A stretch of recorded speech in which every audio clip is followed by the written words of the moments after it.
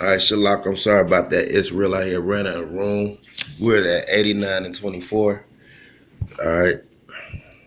And it says, and that stretch of water was divided, and the water stood on one side, and on the other before them,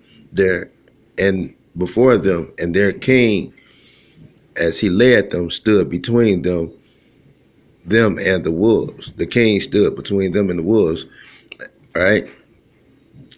So the king who delivered pretty much is the story about Israel coming out of Egypt, and the king stood between the Israelites and the Egyptians.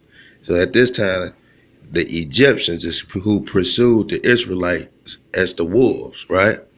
Now we're at 89:25. He says, and while those wolves had not yet seen the sheep, they went into the middle of the stretch of the water, but the wolves pursued the sheep, and those wolves ran after them into the stretch of water.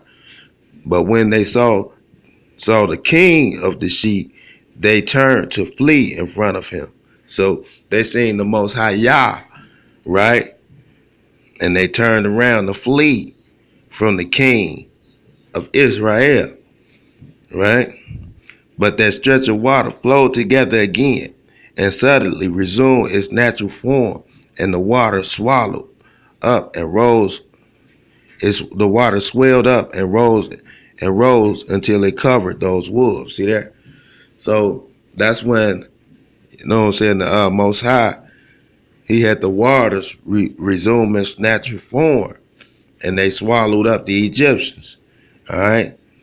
Verse 27, he said, and until I looked until all the wolves that had pursued those sheep were destroyed and drowned. So all the Egyptians had drowned that day. But the sheep escaped the water and went to a desert where there was neither water nor grass, and they began to open their eyes and see, and I saw the king of the sheep pasturing them and giving them water and grass, and that sheep going and leading them. Right. So Moses would be that sheep that's going and leading them. Right. That would be your so-called Messiah at that time. You know what I'm saying? Because he's that leader, right? Who's leading the flock. All right.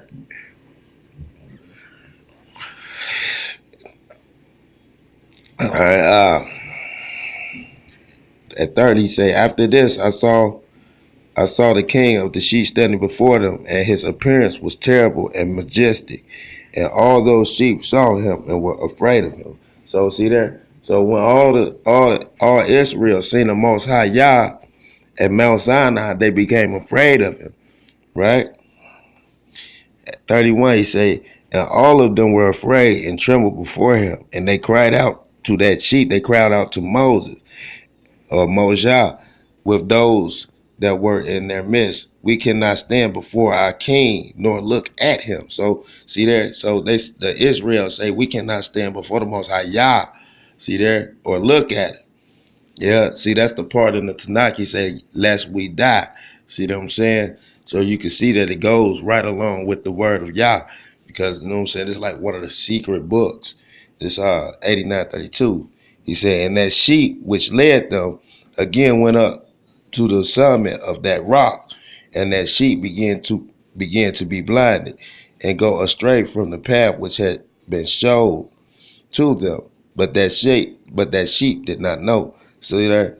So when the sheep went back, when Moses went back into Mount Sinai, you see there, the sheep Israel began to astray from what the Most High set before them. This when they start worshiping that golden ox, right? But see, Moses didn't know. All right.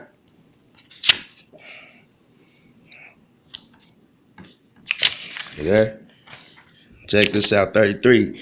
And the king of that sheep was extremely angry with them, and that sheep knew, and went down from the summit of the rock and came to the sheep and found the majority of them with their eyes blinded, going astray from his path.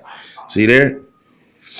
So it's just showing how Israel was led out of Egypt. You see there, they started the astray. Their eyes was blinded, and they started to astray from the path of the Most High. All right, but I brought that out just to show you that the Most High, He revealed all nations as the white, the red, and the black. You see, and the red nation was Esau. All right, and we're not done yet. Just give me 1 second, please. All right, we're back over here at verse 89. Chapter 89, and it's verse 89, point 9, right?